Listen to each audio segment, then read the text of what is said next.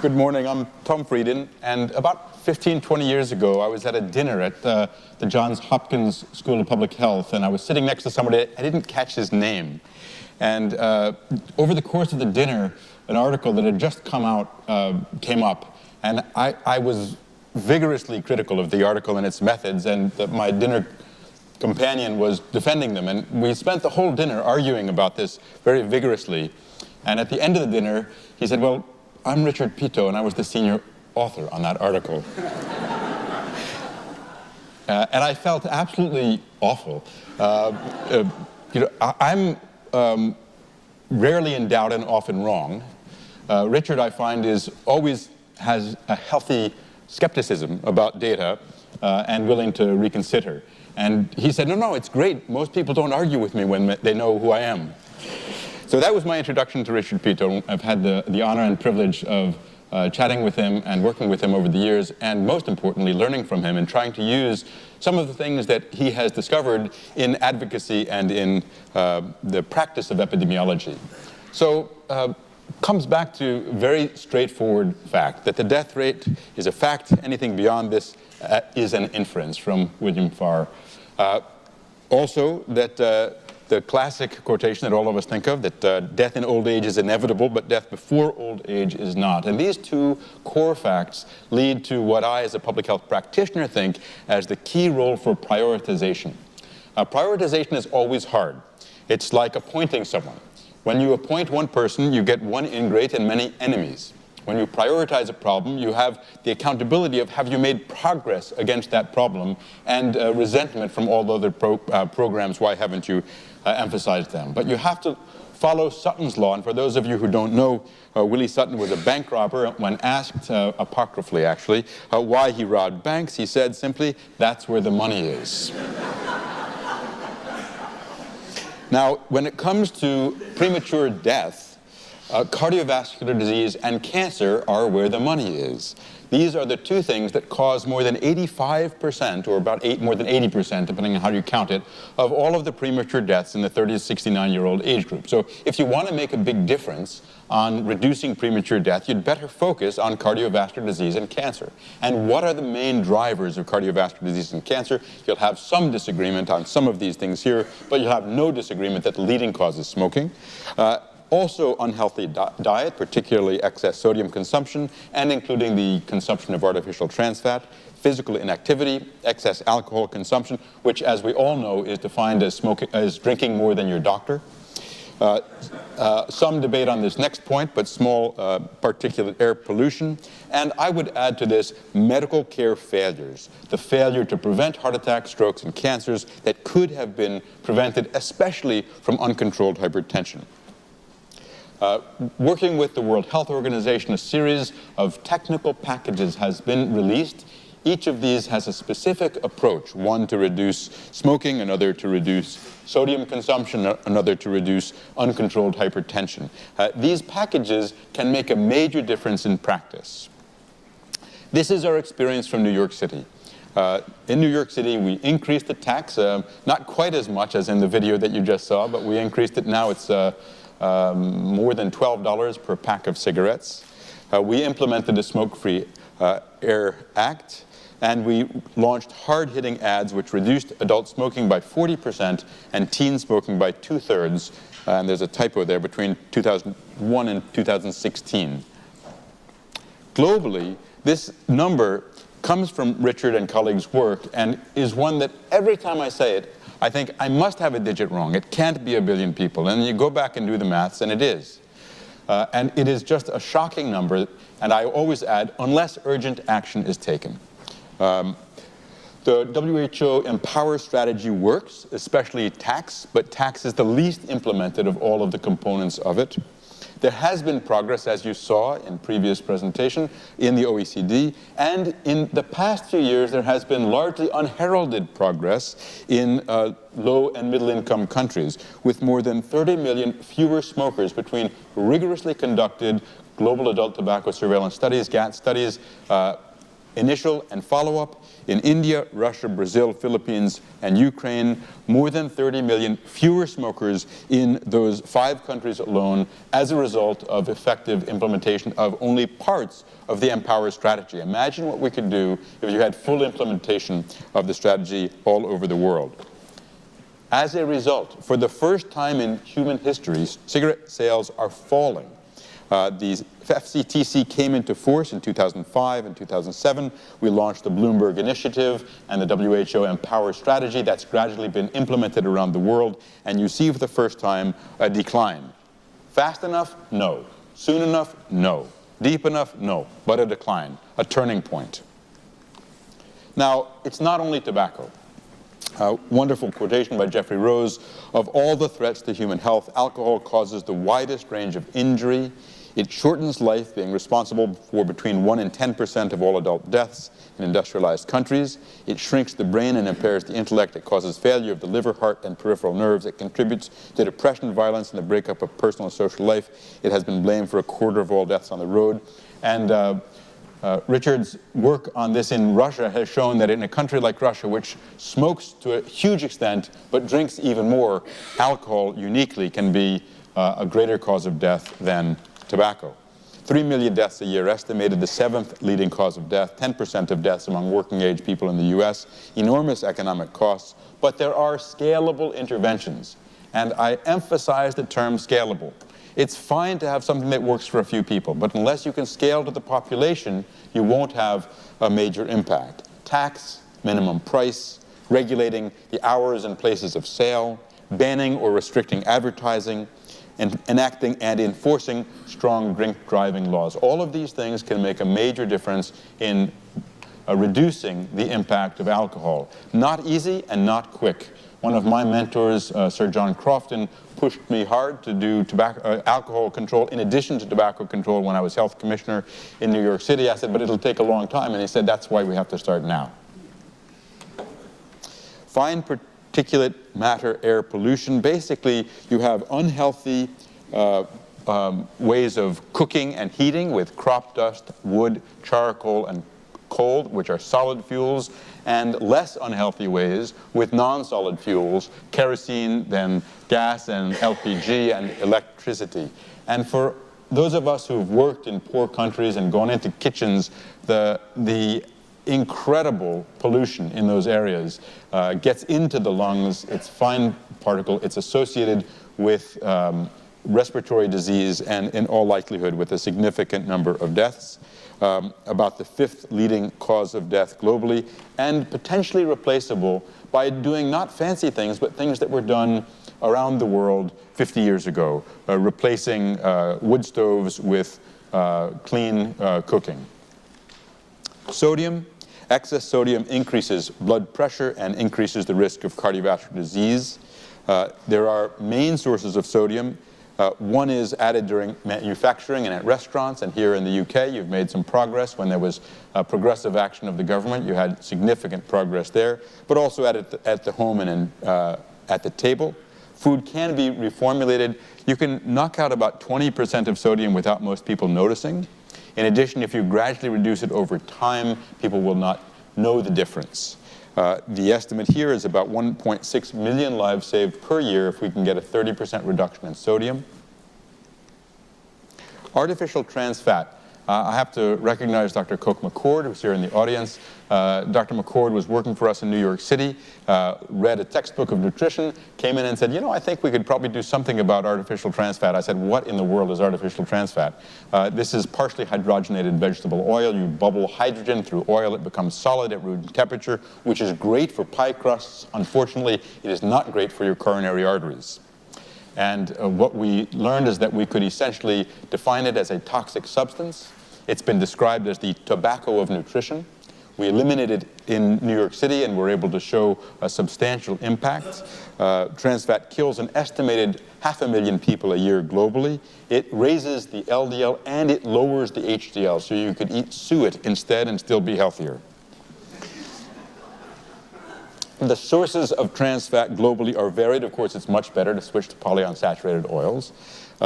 Healthier alternatives will not change the cost of food, the taste of food, or prevent foods from being manufactured. Only your heart will know the difference.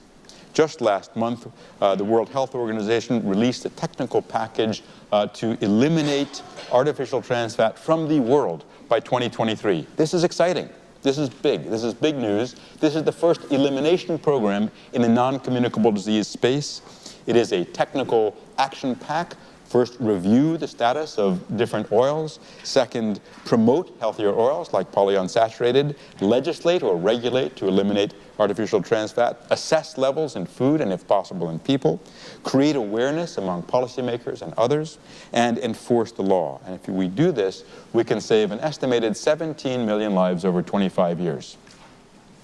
High blood pressure kills more people than any other condition. In fact, more than all infectious diseases combined. About 10.5 million people last year, and you see in the box there brilliant work from Richard, Sarah, and others here showing that every 20 millimeter increase in systolic blood pressure doubles vascular mortality in the ages of 35 to 69.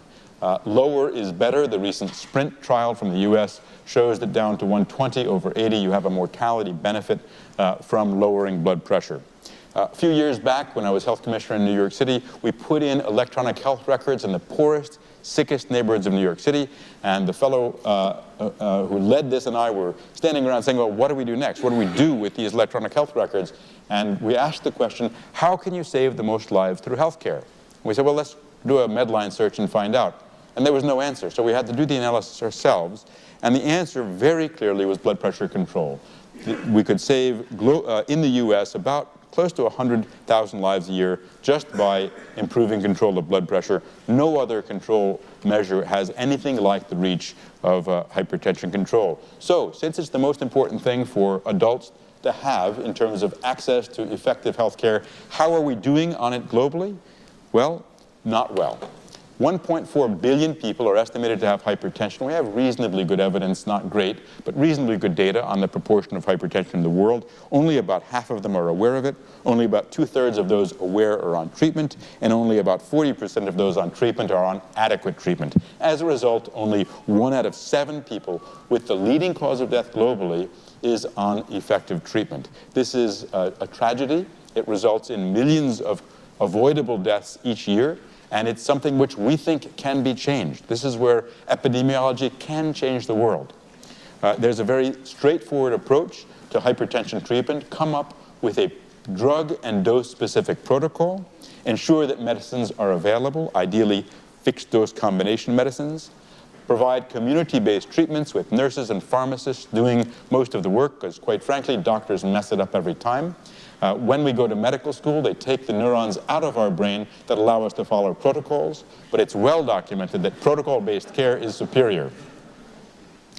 Make sure that the care is patient-centered so that blood pressures are widely known, the barriers are removed for payment and distance, and rigorously track outcomes so that you know how you're doing. I worked in tuberculosis for many years. It has, I believe, the best information system of any public health program. We can tell you how every single patient diagnosed did. That should be our goal for all of the chronic conditions. And we need to put that in place in hypertension control. Where we have done that, we've seen significant progress. So what do we need? WHO has set a general program of work. They proposed a 20% reduction in uncontrolled hypertension within 5 years. These are approximate numbers of how many people would need to be controlled.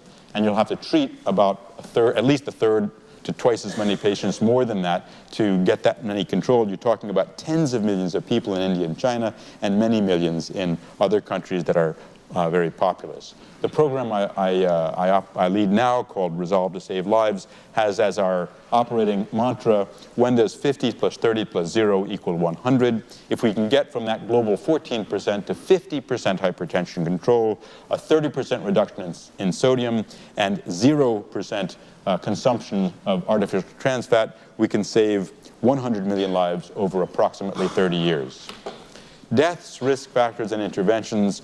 Well, can we meet the Sustainable Development Goal? Again, the death rate is a fact. Death is where it's at in terms of what we have to prevent.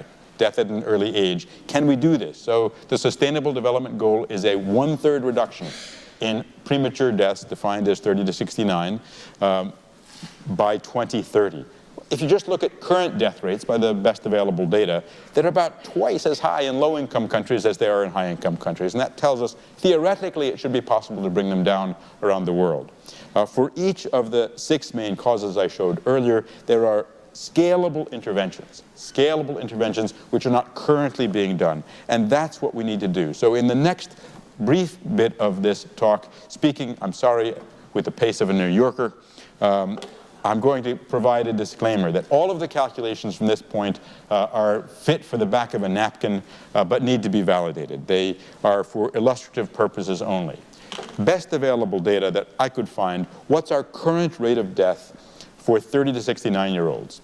Could we achieve a 1/3 reduction by 2030? Well, if you look, cardiovascular disease, cancer, chronic respiratory disease, and diabetes are the 4 conditions identified by the United Nations as the targets for the SDG 3.4.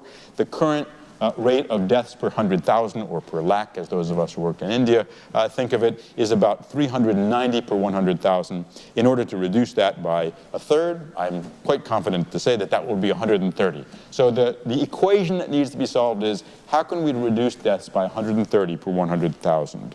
Well, can we cut tobacco use in half? Reduce sodium consumption by 35%, uncontrolled hypertension by 25%, trans fat consumption by 100%, indoor air pollution by half, and a slight reduction in ambient air pollution.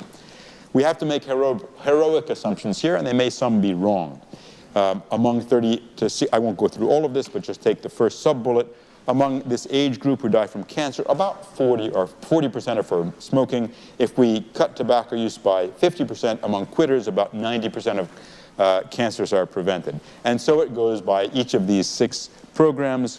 If we do this, we can get very close to the